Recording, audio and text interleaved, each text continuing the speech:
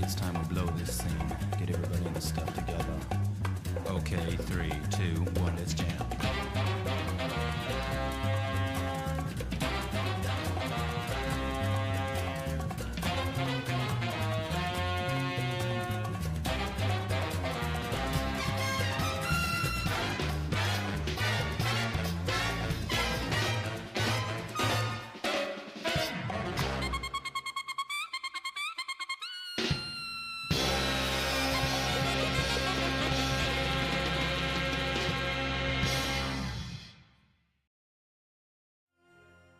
What is good, everybody? We are back with another exciting WASD Open Weekly, number 30 for Granblue Fantasy versus Rising. I am Vira, and joining me is Syndicate Snivy. How are you doing, my brother? I am doing absolutely excellent today. I'm very excited to be here for the WASD Granblue Open today. It's my first time hopping on the mic for WASD. I've been watching the Granblues for a hot minute here, so I'm very excited to cast with you, see some very exciting matches that we have here today. It's a very stacked bracket with 63 attendees that I'm seeing over here to my right. We got lots of players that I recognize, seeing from EVO, seeing from the previous online brackets. Everyone just already up in arms and ready to grind. Yeah, plenty of heavy hitters, as is per usual in these WASD open brackets. There's plenty of incredible players, and if you guys want to make sure to support those players, make sure to type !Matcherino in the chat and bring up that Matcherino. Of course, all you have to do is click that beautiful golden button and it automatically contributes to the prize pool. Alternatively, of course, you can click the blue claim code button. 25 cents automatically goes in. 50 beautiful codes. I know you guys want to claim them. Yeah, and we also are, a bit of a step away. I see $1.75 in the pool. $50 will go towards that prize goal payout, and then $150 will go towards that top 4 payout. So let's see if we can hit it this week, guys. Yeah, I know. Imperius is always trying to get those top 4 playouts for our players, and there's so much talent in these brackets that it makes sense. So I know our first set is going to be, as you can see, Baba versus Icebound. Yeah, no, I think Icebound plays Lancelot, right? I'd be very surprised if there's no Lancelot with that Icebound name. You see, that actually reminds me, because there was a player called Ice Dragon at EVO who played Lancelot. But yeah, Icebound definitely sounds like a Lancelot player name. But you know how these people are. They have these names that just serve as baits. This guy Icebound, you never know, he could be playing Zeta or Percival or UL, fire imbued characters just to keep us on our toes. But yeah, we'll have to wait and see once they enter the room and get ready for the battle. Yeah, I mean, same thing can go for Baba. You think Baba, she, like Anila, and then suddenly it's just not an Anila. It might be like our Narmaya, a 2B, maybe even a Siegfried, who knows? Now I know you have I remember I had a quick look at your commentary reel. Actually, I know you have really? history in Smash, and I know this is very common in Smash. Like, you got Yoshi fan or Yoshi lover 26 on the Kirby or on the Aegis or something, just rocking it out there. Crazy. Yeah, and then they hit you with a complete mix-up where it's like, well, I'm a liar. I got exposed on stream. You caught me, guys, red-handed. Exactly. Shout outs to Jason Jernigan already with the direct $5 contribution. Thank you very much. And once again, there's over 40 codes. Well, there's 40 codes right now left in the Matcherino. So if you guys want to support the players, make sure to claim those codes. I'm going to do it right now, in fact. Yeah, while you're doing the first spiel on the codes, I was like, oh, let me just claim real quick, help out the Matcherino, because it definitely goes a long way to getting those players that payout. Exactly. All right. Seems that we're perhaps loading in people here. I'll just remake the room, all right. So, throughout this bracket, obviously we've got some incredible players up here. Who are some of the ones that you are most looking forward to, Snivy? Talk to me. So, I know I peeped like a single match here. Obviously, we know WitchHazel from over here in New York. She's been messing around with a new character as of late, the Lucilius.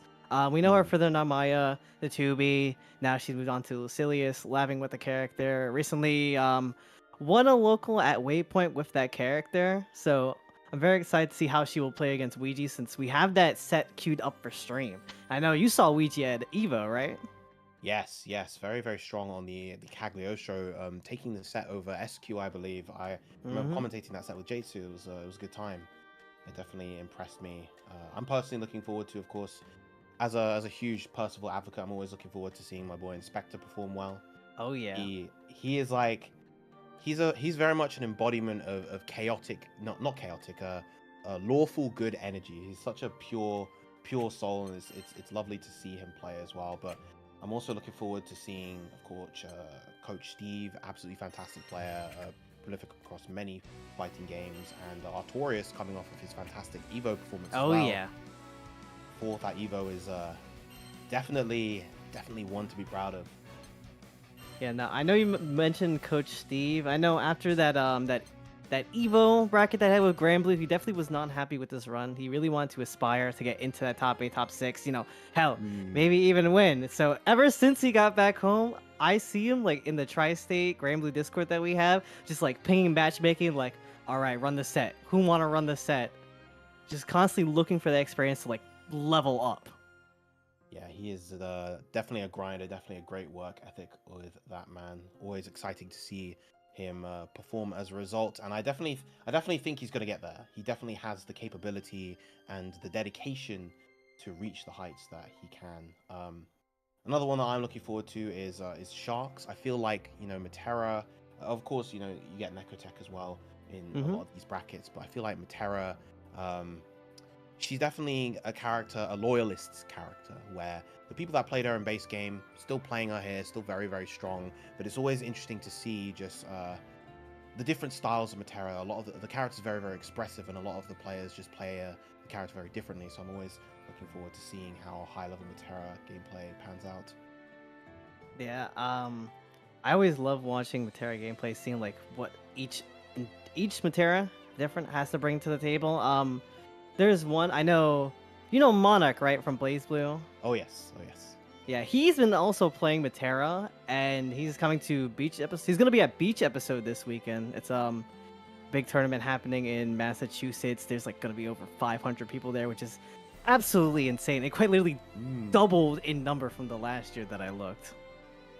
Sadly, there's only like I think 60 something people in Granblue, but it's quite literally like a small bracket, but all killers basically.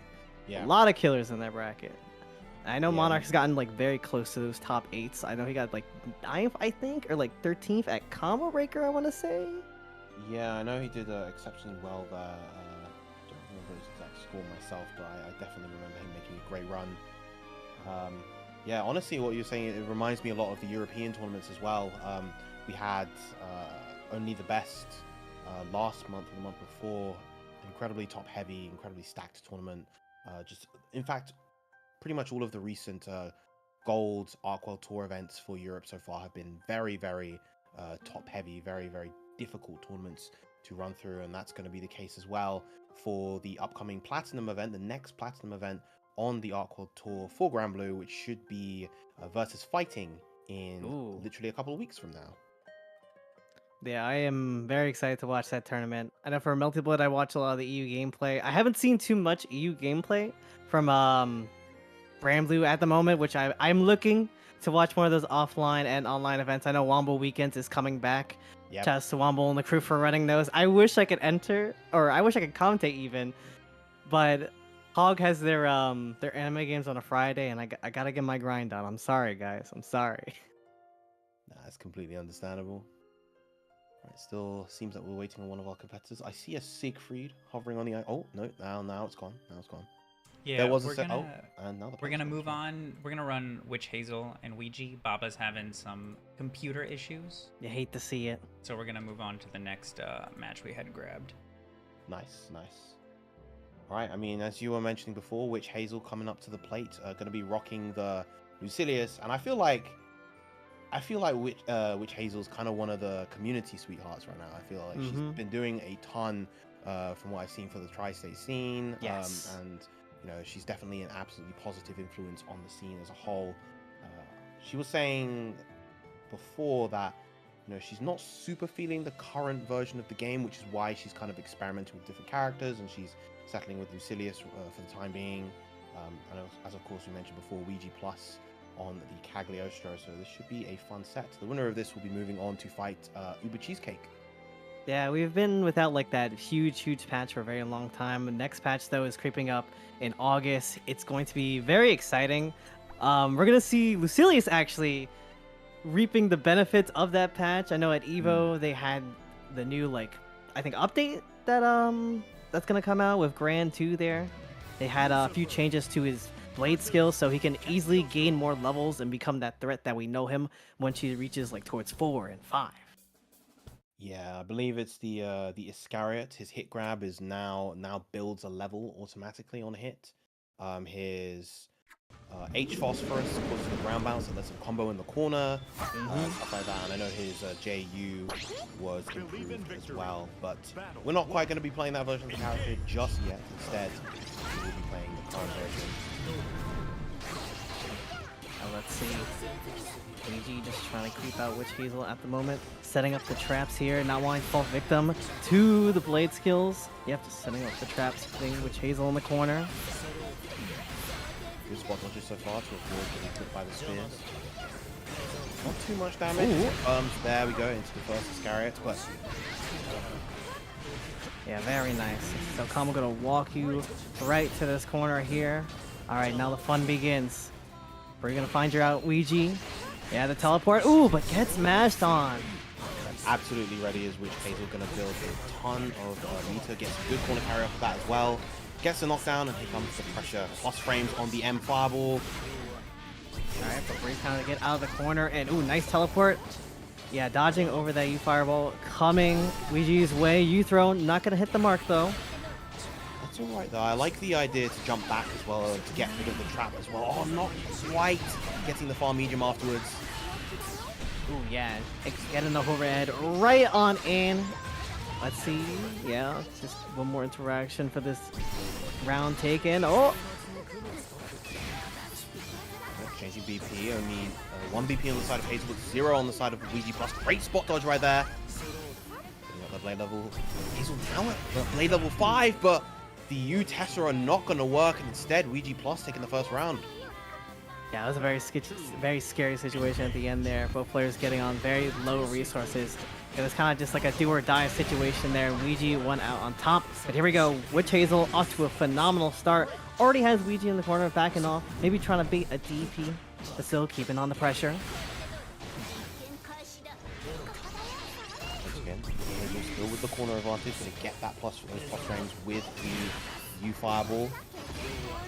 Good block on the 6XM. That is punishable. Could have got a little bit more than the Farlight there, but Hazel will take that damage, and we're going to go for the basketball. 1, 2, 3, and that should be enough to equalize the round. Oh my goodness, it really is. I was like, wait a minute. The scaling? All right. Very nice download from WitchHazel, just throwing all the 3 brave points in there to steal out that, get that round out. Here we go. Going to the conclusion of this first game coming up. Good 6XL right there, going to combo into the L Iscariot, get all that damage in the corner and the knockdown as well. Lovely staggers coming out from Hazel. Yeah, amazing staggers with 5L, but the U-Throne comes on out. Let's see if we can escape this corner. We do manage to retreat back to the mid-screen here. I know WitchHazel not trying to let Ouija just start their turn at the moment, but it's looking a little dicey. Takes the plus frames, no low block coming out from Ouija Plus. I think another RSRC has plenty of resources in terms of specials as well, and that's enough for the Iscariot. Yeah, very, very good game number 1 here. It seems like Ouija, had the upper hand at the beginning, but WitchHazel slowly got more comfortable, just getting adjusted to how Ouija was playing with the CAG. Had some great moments, just recognizing where to match on those teleports. But here we go, going into game number 2. Oh, using the L Phosphorus to get rid of the trap on the ground. Very nice stuff. And speaking of very nice, shout out to Lazy Ruin coming through with the raid as well. Raid 21, welcome, welcome. We're only just getting started here at WASD Open 30, the Granblue. But we've already got a back set.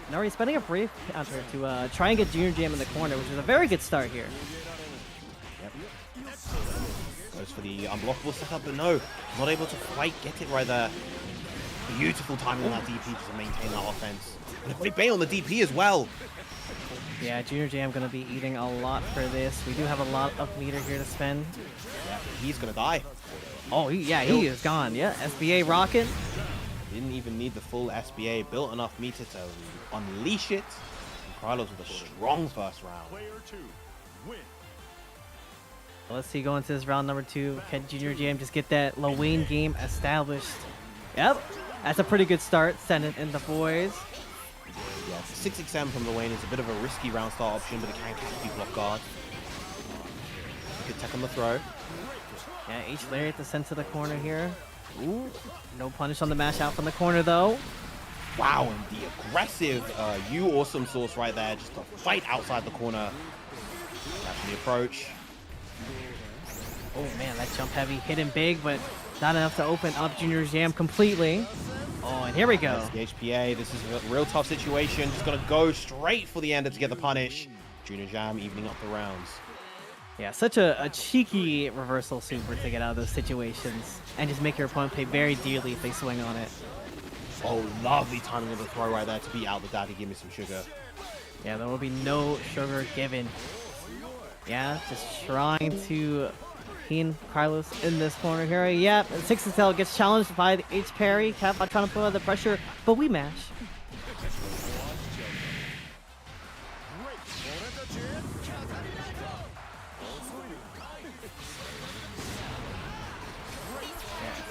Claimed the brave point from Kryloz here. But we have the brave counter to get right out on the corner. 6xl, but no confirm. Oh, but we do get the confirm the second time.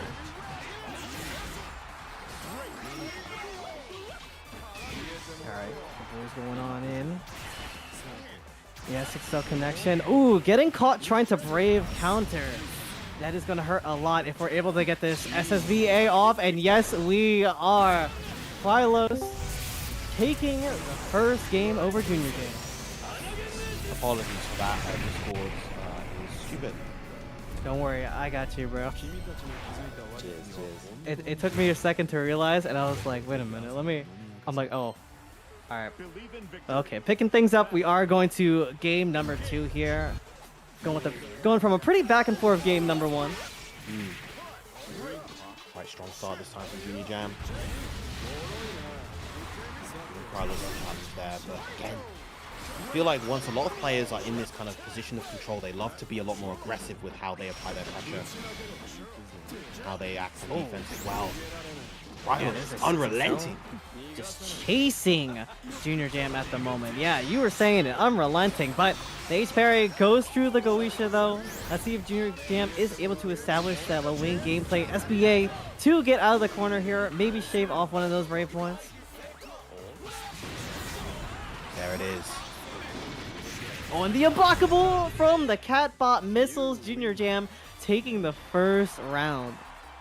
Yeah, that's always the fear with going for the jump versus the H Catbot. You always potentially put yourself in that position. Ooh. Huge jump heavy coming out from Kryloz right now and applying all that offense in the corner. We'll go for the unblockable again. Oh, good spot dodge, but still stuck in the corner. Very tough situation, but we have the H parry to get us out of that situation. No H Goisha for you. I am so sorry. SSBA here. Let's see if we can take some off the top here. Oh yeah, caught you spot dodging. JrJam been very successful with the HPA so far. Kryloz been a little bit too antsy with those spot dodges. Yeah, H parry. Oh, this time the Yuvasago getting the parry. Challenge coming out from Kryloz. This is definitely still doable and gets a very crucial hit, but not quite close enough to the corner to get the combo. Oh my goodness, busting out the Iggy on the Goomba Stomp incoming. JrJam taking this game. Very nice conserving that meter. And you know, being all on up on resources to claim that round from Kryloz. Good stuff. Evening out the rounds. Not quite the punish on the H parry, but still good enough to get the hit afterwards nonetheless. Yeah, Brave counter, not wanting to hold any of that, and smoking the run up. This is a nice counter. Pressure again, and this time, yep, JrJam wisening up, just going for the DP this time in order to relieve the pressure. This time in the meat, he's going to lead to a throw in the corner. The overhead comes out. Oh, and a big punish on the BC attempt. Yeah, it's going to be super rough here.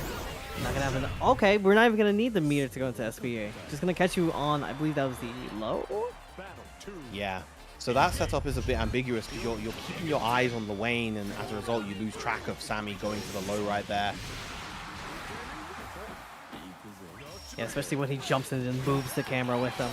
Yep. Wow, a huge pickup from JrJam. Great awareness of the spacing right there. Gets a ton of corner carry as well. You can throw punishes or go for the 2L as Belial, of course. Here we go, just running away. Yeah, setting up the boys here and the cat bot. Fortunately not getting that unblockable, but Kryloz getting out the HDP. Not getting baited by the spot dodges this time. I spoke too soon. The last one clipping him, unfortunately. Kryloz now stuck in a real tough situation. They call out once again with a parry. Parfait, it's looking real bleak. Making comebacks versus Lowain is genuinely very difficult, especially as he's building that meter back up. And JrJam is going to take the set 2-1. Yeah, and I do love when JrJam like had Kryloz in those corner situations, right? Even though especially when he was up, you know, he gave Kryloz that space to try and bust out with a 6-6L or like try and match out or something, and he always had either a parry or some kind of like combo just ready to answer back.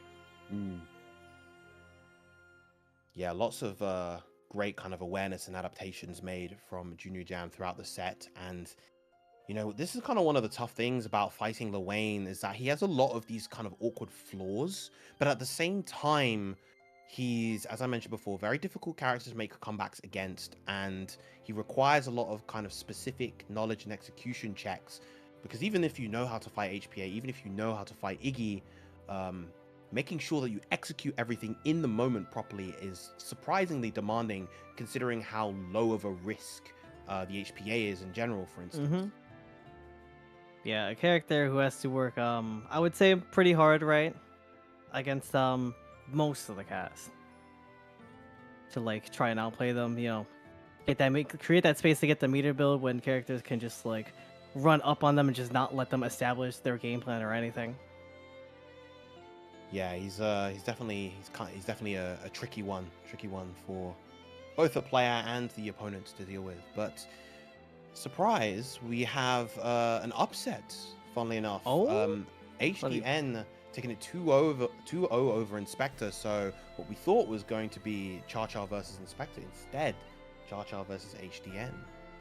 I'm so sorry, Vira. I know you're a personal bro. You'll see Inspector maybe creep up in the loser side of things. I mean, he's done it before. He's definitely capable of making the losers run. That's not the only early upset. Nekotech losing in round 2 to Charlotta, I believe. Charlotta, yeah, 2-1 game 3. Wow. Yeah, of course. CharChar, very well known on the Vira, also competes at Evo. And has done pretty well in in a number of tournaments throughout America. I know. I'm trying to remember what they placed at Evo, and I know they entered. Pretty sure they entered Combo Breaker as well. But yeah, definitely one of the most well-known and established Viras right now in the US, and has been going from strength to strength. Vira, kind of a character that I feel has been seeing a lot less representation at high level. I think people just generally kind of have a little bit less faith in her compared to before, and I think the addition of Beatrix, a decent number of those players at the high level kind of transferred towards Beatrix, who is definitely a presence. Yeah, I'd be seeing those graphics that came out, especially this month's came out, and then the month before, it's just constantly Beatrix is all the way here. It's everyone's playing Beatrix. Everyone loves Beatrix. I think Imp also plays Beatrix, funny enough. Although in people's defense, in her defense, she has fallen off a lot. I mean, she fell from top 1 to top 1, but before she had 21% play rate, and now she has 9% play rate, which is a lot more reasonable, a lot more kind of in line with other characters when they were at the top of the play rates. So yeah, I mean, she has all the makings of a character who's going to be popular and strong. You know, she has a simple, intuitive move set. She's fast. She does good damage. She's a cute waifu. Lots of advantages. Yeah. But HDN on the Gran, not a cute waifu, but he is the protagonist. And with the protagonist comes a lot of, well, not so much privilege for this protagonist, but maybe soon, next patch, perhaps. Maybe. We do know that he's getting that buff to the 5U, which is gonna pop opponents up.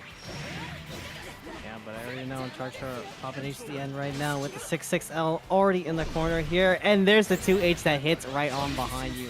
Sorry, there's no escape. And right into the install as well. Ooh, mismanaging the combo limit right there. Now is HDN's chance to apply the pressure. But no, never mind. CharChar on the aggressive regardless. Alright, CharChar claiming round number 1 here. Yeah, just going for a big jump in. Ooh, close, heavy frame trap. Ooh, and immediately putting on the dress for the install. It's going to be really tough for HCN, but he's making quick work real quick. Nice 6-0. Yeah, there's a DP. Again, CharChar very aggressive on offense and defense. Doesn't want to let you play the game at all.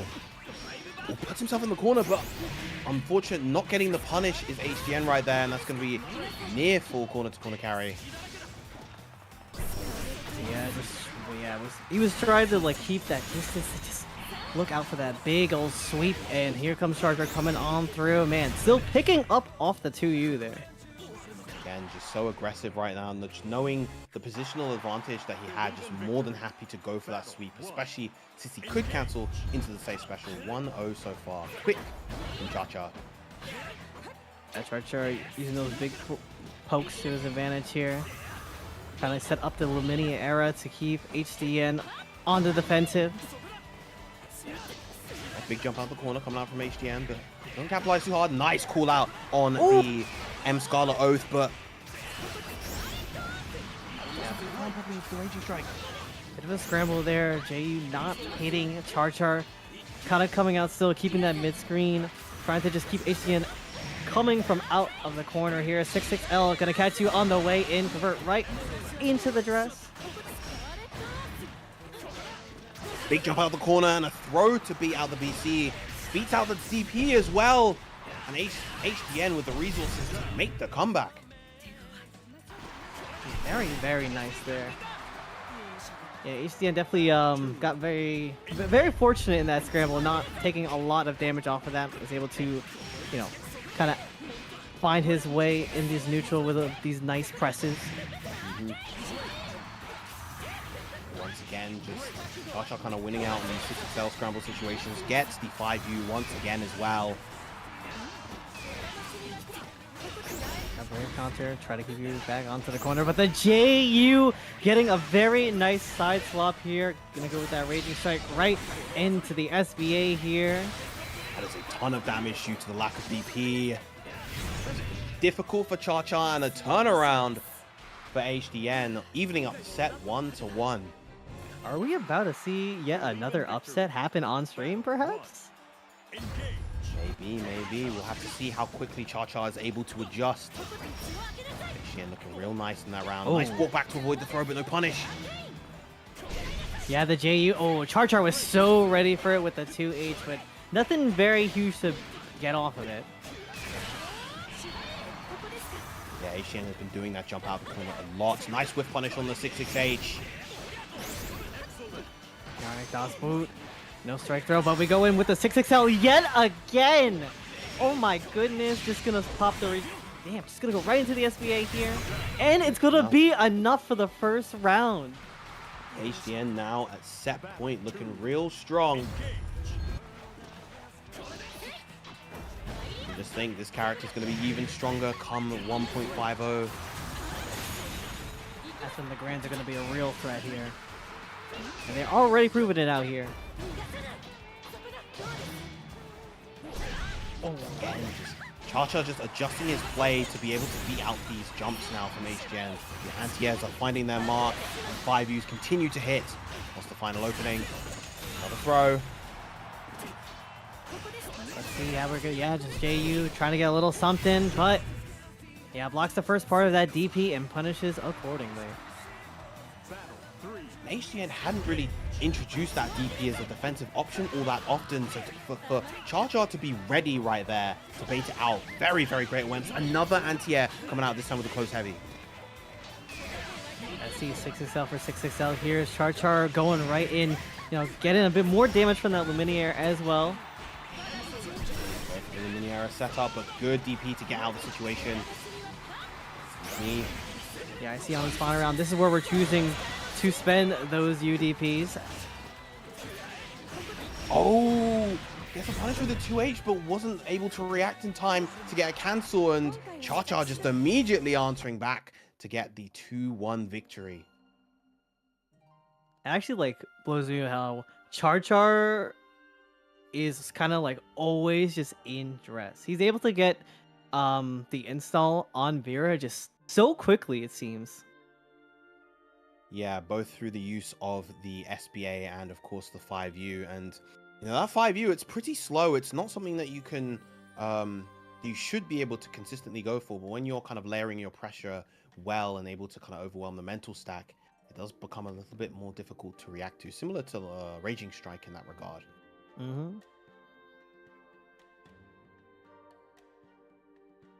Now right, once again, good stuff to CharChar and the match, Reno. We're back. We've got codes to claim. Less than half of the codes left now. Yeah, we got 23 out of 50 remaining. I see almost 200, 189 people tapping in on the stream. Even if you, hey, I see you in your little side browser. You know, if you're watching this as in the background while you're gaming, you can be claiming that code. It just takes a simple click amount of your time, and you know, you can even send it to the family group chat, you know? I always say send it to your friends, your uncles, your brothers, your cousins, your sister, your mother, your father. Just send it. Just be like, yo, can you guys help me out and claim these Metera codes perhaps? It's for this really cool online tournament series I love supporting. Yeah, very cool indeed. In fact, I'm seeing quite a few familiar faces come up in the contributions tab, including Evo winner Aaron DeMac coming through with the double account. Big shout outs. Yeah, I see. Oh, go on. Yeah, I see we have a very big set on our hands here between Tux and MadBestKiller. Tux on Lowain and MadBestKiller starting on the Belial. Yeah, of course, we saw this matchup just a little bit earlier between JrJam and Kryloz. Now we're going to be seeing a different flavor with MBK. MBK, long-time player of Granblue, been around since the base game. Nice use of Daddy Give Me Some Shit right there. Yeah, completely just smothering Tux at the moment. Not letting Tux play that Lowain game whatsoever. You know, pop the Raging Strike to get the SBA off. I think this is just going to be it, huh? Or maybe leave with a little... Yeah, just shy. Yeah. Very, very bleak. Lowain without the 100 meter as well. Tried to mash out, but the meaty, the simple close light enough from MBK. Yeah, and the Goisha just trying to lock you down from round start. 6XL definitely putting you in a situation where it might snowball if you're not able to get out of this corner very fast. Triple. Ooh, those plus on block frames for 2M. Just keeps up the aggression, does not care about the cat bottle whatsoever. Going to go into SBA with this route. Yeah. That combo doing a lot of damage, especially off the SBA here. Gonna be left with that one interaction left here, and just goes for the delayed grab to close out this first game. MBK not giving Tux any room to breathe whatsoever, just kind of got that round star victory and just took it from there. Tux kind of running themselves into the corner. Lovely whiff punish on the BC. Yeah, still, Tux just getting walked to the corner constantly from the 660. Saw the whiff grab, but not much to make of it, and still not able to find their way out of the corner. It is looking so dire.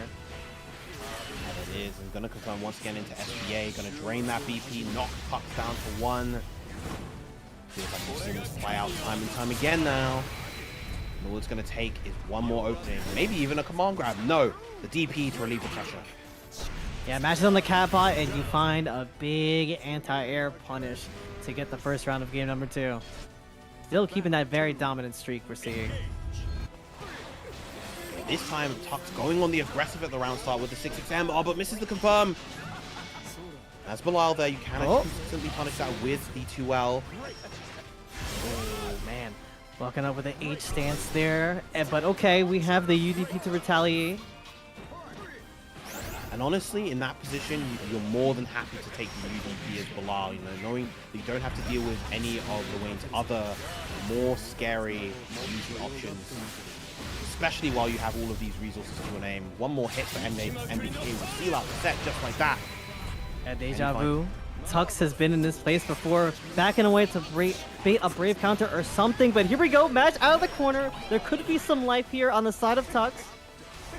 A little bit of health left with the corner as well. A little bit of health back. Keep blocking these fireballs. They are going to chip away at you, and you couldn't low profile with the 2U either. A quick 2-0 coming out from MBK. That is so tough. MBK just realizing he has the life lead and just chucking out those poor Goishas at poor Tux over here. Yeah, and it's kind of an opposite of what we saw in the JrJam versus Kryloz set, where JrJam very able to make those kind of adjustments, play the Lowain game that he wanted to play, and just kind of snowball with the momentum towards the latter part of the set. But in this case, Belial really got to run his game plan, really got to do everything that he wanted to do as a character, and MBK just capitalized on those strengths of Belial beautifully. Yeah, it feels like Tux was just kind of like scared to take any unnecessary or any risk pretty much in those corner situations, which it can be very scary, especially with Belial. He can abuse plus frames, and he has those frame traps that are so potent when you're just trying to block and find a way to like get out. Yeah, very, very scary character. And honestly, like, I call him basically an unfumbleable character, not in terms of how you can play him, but just in terms of this character's never bad. They nerfed him. He really isn't. In base game, he was undeniable top 1. They nerfed him multiple times. He was still in the top 3. In this game, he's still absolutely fantastic. I mean, like, you can't really go wrong with a character like Belial. When you have such fantastic normals, you've got such a well-rounded kit. Those are very valuable traits to have in a game like this. Speaking of Belial, though, we're going to be having another one in Coach Steve coming up versus Hazel, the battle of the anime bad boys, the anime villains. But both these people definitely not villains within the scene. Yeah, two great people on the villain characters. I see WitchHazel with the Carol, the shadow skin. I love that cat. Admittedly, I'm not particularly well versed in the other Cygames IPs, the ones that they added. You know, Uma Musume, perhaps? I know of it. I know a gold ship. Yeah. Tokai Tail. McQueen. McQueen, yeah. But unfortunately, I'm not J2. I know J2 would probably be a lot more well versed in these kind of things than I would. Yeah, he's been setting up. But let's see if Coach Steve has been setting up very well in this matchup. Immediately landing the jump heavy to start things off with. There's the corner offense. This is one of the awkward things about Lucilius. You know, when he's kind of stuck in that defensive position, even though he has good buttons to press on defense, he's got that fantastic far light. He's got the big 2M as well. It can be difficult for him to build the momentum. As you can see, Lucilius is just stuck at blade level 1, having lost the majority of his life. Yeah, backs away, manages to find a 6-6L here. All right, let's see. Just gonna spend the meter for the SSBA.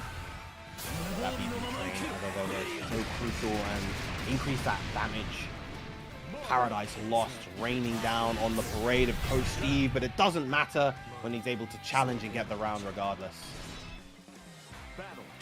All right, going into round number 2 here. Yep, very nice round start challenge here, knowing Coach Steve is just going to go right in. Let's see, can she just keep up this very aggressive game here?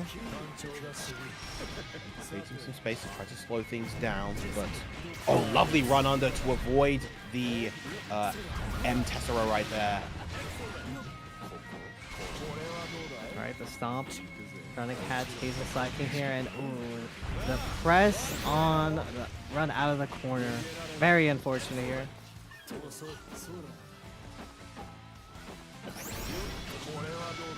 the plus frames, endless coming out from Belial.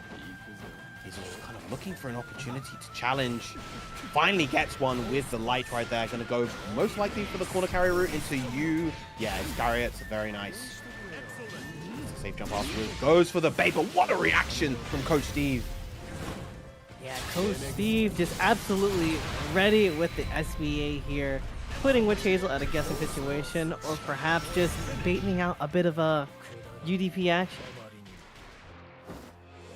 Very, very good stuff to Coach Steve, taking that first game. Believe in victory. Battle 1. I think right there, kind of towards the end of that round, was a difference in experience between these two. You know, Hazel, not quite as much of a veteran in the FGC as Coach Steve, and by her own words, she kind of said that she's a bit more impatient.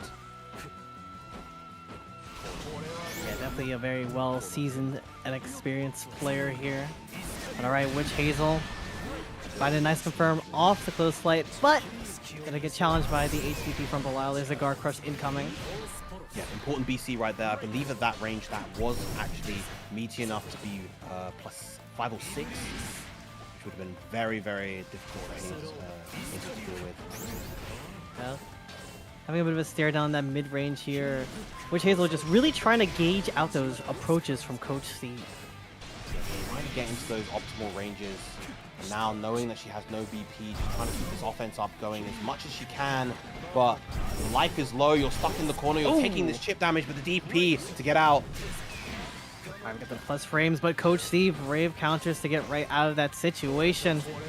Still just backing off to maybe gain a little bit of meter there, but we're going to have to hold the chips from the Goisha. Ultimate Goisha incoming, but here's the teleport.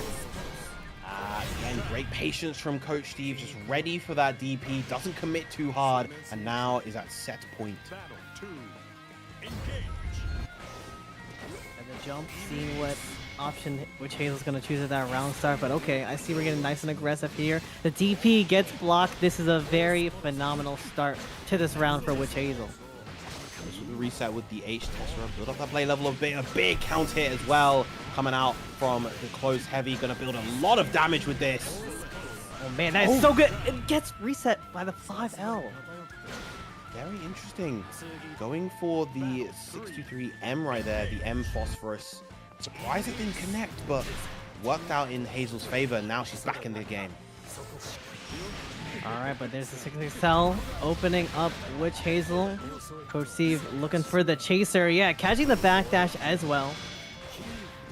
Oh, ton of plus frames. Not quite in that position to get the link afterwards. Oh, big far medium coming out from Hazel though. That is an air hit, so she's gonna have to keep the combo a little bit shorter. I don't want that combo limit near in. But ultimate DP rocking in the club. Throw. See this time actually be seeing versus the H Tessera. Yeah, I love the range that we're keeping here to try and stop these 6-6L approaches while we're gaining that meter as well, which we are absolutely gonna need it for those lovely plus frames. But finds the confirm, going for the Raging Chains here, looking to take Coach Steve all the way to the corner. No, goes for the U Fireball instead of the M1 into the U Phosphorus, but it worked out to Hazel, evening up set 1-1. Yeah, it seems WitchHazel, starting to get into the groove of playing this this matchup at the moment. Coach Steve gonna be the one to have to make a few adjustments in these interactions.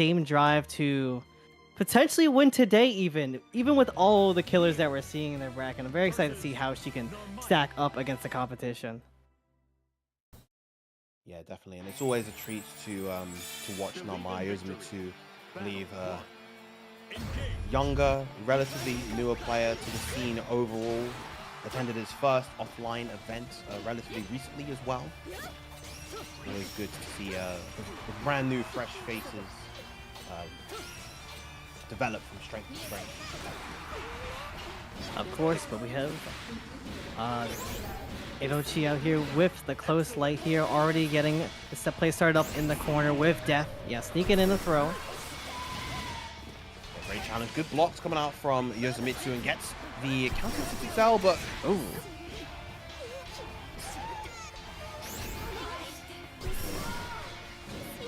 those plus frames coming out from Death, just bombarding the block. Gets the throw once again. Gonna see the M Fatal Waltz. A good opportunity to BC right there. Yeah, just trying to hold on to those breakpoints at the moment. Oh, yeah, finding the opportunity to use the breakpoints to get in the corner, but very nice mash from Yozamitsu. So this is a bit of a tricky situation for Yozamitsu right now. No BP, limited resources, and the Fatal Waltz there to finish things off. Yeah, that could have been Yozamitsu's round, but just no breakpoints on the table here. But here we go, big 2H punish here. Let's see that carry. All the way to the corner. Great challenge with the 2M, and the reward is phenomenal. Gets the corner pressure. And I like the just blocks from Yozamitsu. Get that easy 3-meter coming out from the Fatal Waltz, and challenges beautifully right there. Yeah, and establishing that knowledge of when to challenge Death when she does that little upstroke, swinging right out of the corner. And here we go. Ooh, nice 6XL actually, punishing the U Death coming out. Yeah, that is a bit of a commitment.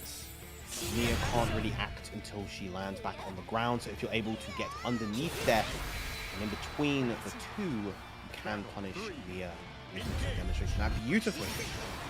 Round 3. Yeah, and bust out that DP to start things off with, and there we go. Getting in that throw. Inochi seems to be very good at just getting in those throws. Plus frames, of course, from the TK Crescent move. Face spot dodge versus the Misfortune. Beautiful awareness from Yozamitsu. We're going to probably see a restand with the Usatsu. No, instead going to cash out into FBA. Alright, trying to take one of those raid points off the table here. Trying to get the frame kill into the throw, but damn, Death sneaks in a hit. But here we go. We still have the combo going. Oh no! Yeah, just mistiming these meaties is Yozamitsu right now, but still keeping up the pressure, keeping up the offense, and taking the chip kill with the H Setsuna. Alright, Yozamitsu with the first game going into this set. Let's see. Oh, spot dodges the parry coming on out. Inochi choosing very, very good times to challenge a lot of the time. These mashes have been working out very, very well for them. And Yozamitsu just unrelenting with his offense so far. A big jump. Yeah, getting on the cross up as well. And just getting set up in the corner, just spending quite a bit of stocks and meter for this one. And there's a close light opening once again. The slight delay catching Yozamitsu's defense, cracking it open like a nut, and Inochi taking the round. Yeah, very nice stuff from Inochi coming out, but here we go. Yozamitsu swinging right out of the gate, backed up away from the swing of Death, and now it's going to be Inochi with her back to the corner. Oh, beautifully avoided again. Yozamitsu so good at maintaining offense in these situations, and that is going to be a perfect. What a response! Man, the 7 gold letters to answer right on back.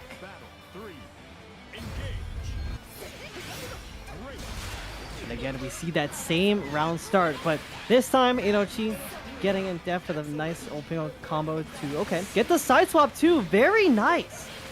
Went for the setup and the jumps to try to avoid potential BCs as well. Gets the high end.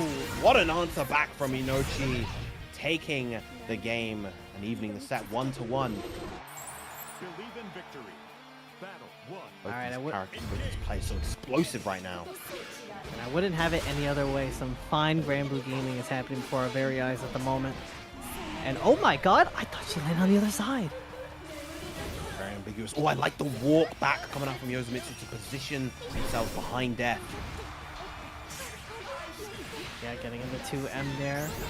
We're just gonna see the K. Oh no, just gonna cash out with the SBA. Look at that damage.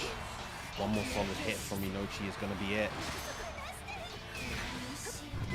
Yeah, that Brave counter is spent to put Yozamitsu towards this corner here.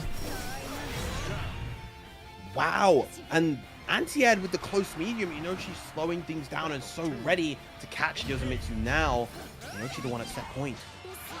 Yeah, Inochi now going for that round start jump in to avoid that big swing that Yozamitsu's been throwing out that round start. But here we go. Nice 2H anti-air here.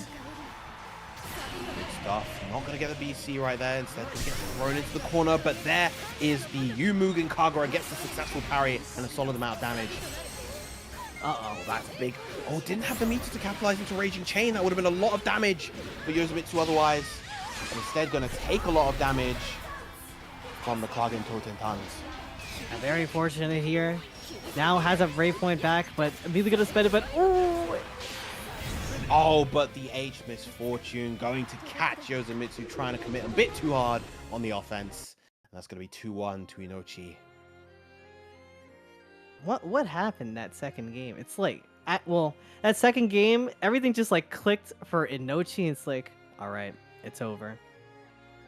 Yeah, particularly in that third round, especially coming off of the perfect that Yozamitsu had done right before. Just Inochi was able to set up so much and get those crucial hits. And you know, obviously when you're piloting a character as powerful as Nier, every hit can really matter a lot.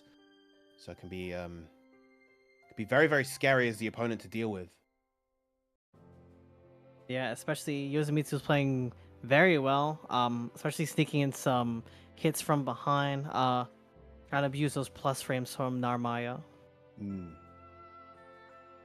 Yeah, I mean that's that's kind of, I feel like that's kind of the young player special, very kind of aggressive, fast-paced gameplay, just trying to overwhelm you with a plethora of different options.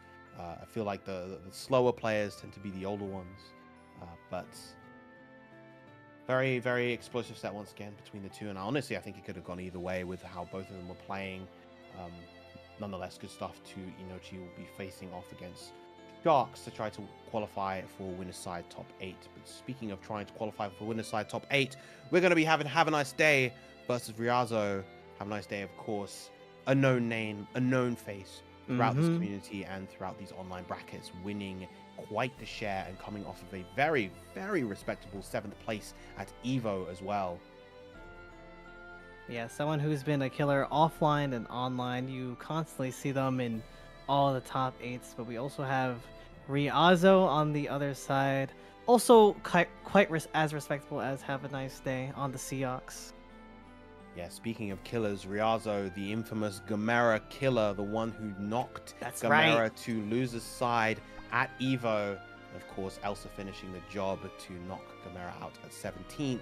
Definitely not something anyone was really expecting from either player, to be honest, but you know, that is just a testament to how capable and the peaks that Ryazo is capable of playing at. Yeah, this EVO was very interesting to say the least. I'm kind of very happy that North America showed up in a lot of games. Yeah, They were just going. Usually, it's kind of like, oh, we gotta see how Japan does against us, and we really pulled through. A lot of our players really pulled through this EVO. So instead of the Jita, we're going back to the classic, the Red Bull Bubs coming out from Havaniceday to contend against Ryazo. Now, I know Bub's a character that Hava himself has kind of lost a lot of faith in, especially compared to base game. The heights that he reached in that game were very high, but in this game doesn't quite have the same degree of faith, much more Jita favored now as Havaniceday. Believe in victory. All right. I love that cute little pen lights on the Ryazo 6 here.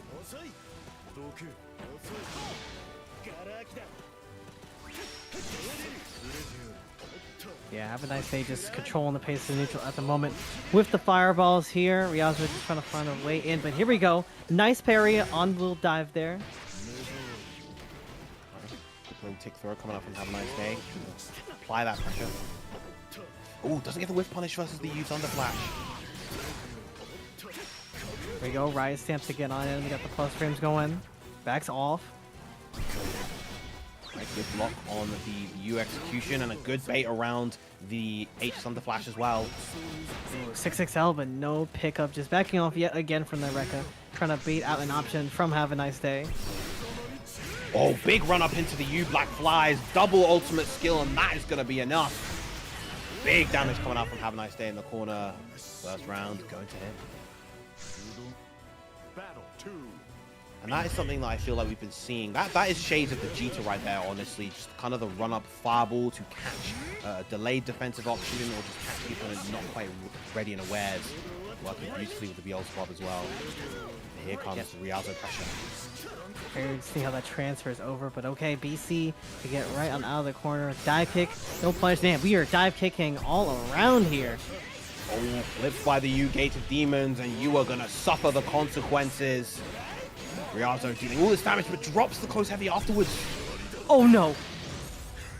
Big Anpan coming out, drain that BP, deal that damage, and now Havaniceday is back in the game.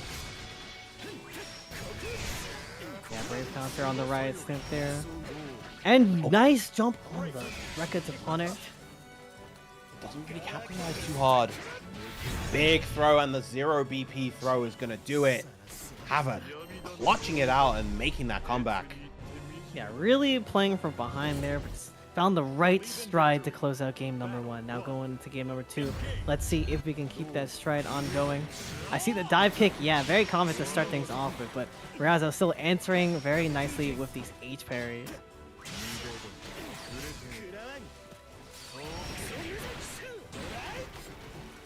Again, just missing the link after the execution right there. Wow, just beating out the mash attempt. Going for the delay mash, but it gets hugely punished by the U-Gate Demons. Yeah, that UTA dive kick can be just so good for baiting out those options. Goes for the close heavy to try and bait out a delay mash. Oh, big counter hit right there. Being a little bit too overzealous on the minus frames is Ryazo going to pay for it dearly. Chaos Legion explodes. It has been quite some time since I've seen that super. It was glorious. And it's also glorious as Havaniceday takes the first round in this game number 2, yet again clutching out another one. Yeah, lovely, lovely whiff punish on the 2L with the 2M right there. Alright, doesn't back off. Tries to mix it up with the parry there, but Havaniceday just not mashing on it. Yeah, Ryazo expecting maybe something like a 6XL to try to punish the backdash, but have a patient.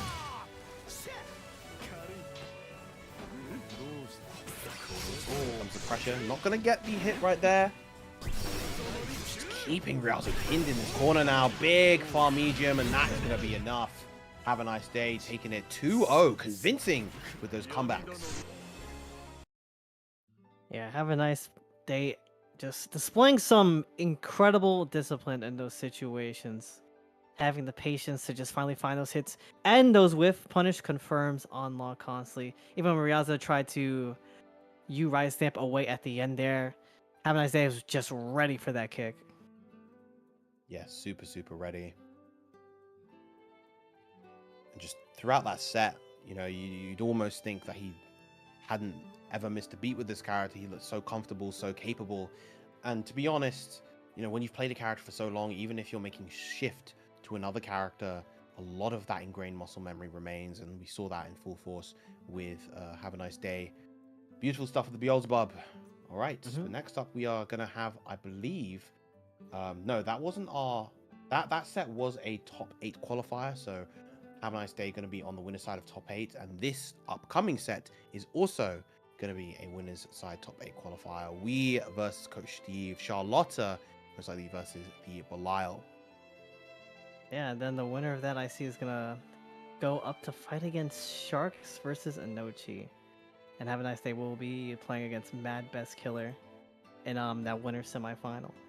But I believe I was told we plays, was it Charlotta or Cagliostro? Sorry. Charlotta. Yeah. Charlotta. Yeah, so first time we're seeing Charlotta on the stream tonight here. Can be a very tricky character to play against. I know we have our other notable Charlotta. I don't think not running around in the bracket tonight, JrJam. Mm. And always proving that Charlotta is a pretty killer character, especially with that demon flip and the Charlotta ball, if you will. Indeed, yeah, definitely a character that she's very much kind of taken to Rising in a bit of an interesting way, where she has the mold of a Rising character. You know, she's very kind of aggressive in the way that she wants to use her 6XL. She can play around defensive throw very well, but at the same time, a handful of other characters tend to kind of outclass her in her role. Belial kind of being one of them, Beatrix as well. So it can be a little bit tough, but the noble strategy command grab catching Coach Steve unawares. And still maintain the corner with a throw there. Let's see if the Brave counter is going to be spent to keep the corner. No, just going to hold on to it. There's our last one, and Coach Steve not blocking low. Gets caught by the 2U. Coming out the floodgates fast. Oh my goodness! Oh, such a low 2H right there. I would have to say, dare I say, a Charlotta moment maybe with that one.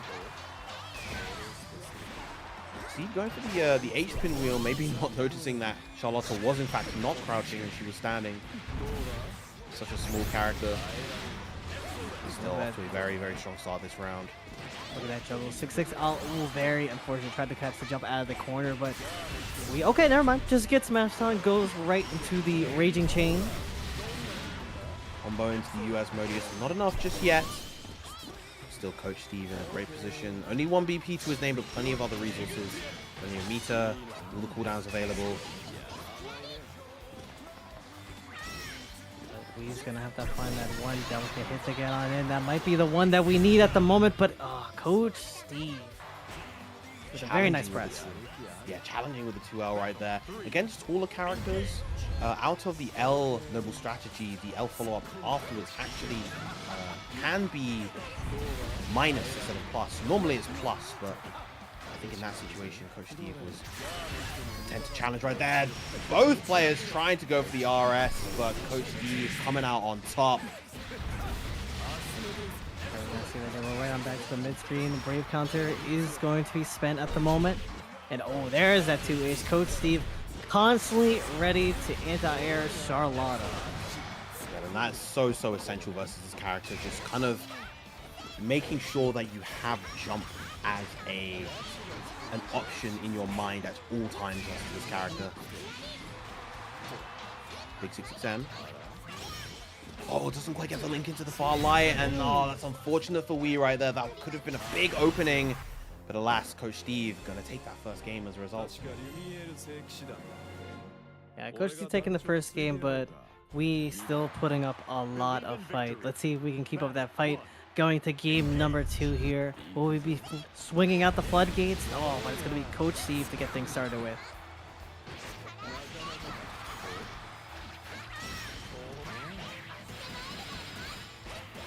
This time Lee just getting the meaty Raging Strike set up. Definitely not something that I've seen before, but Coach Steve answering back this time with the U Fireball.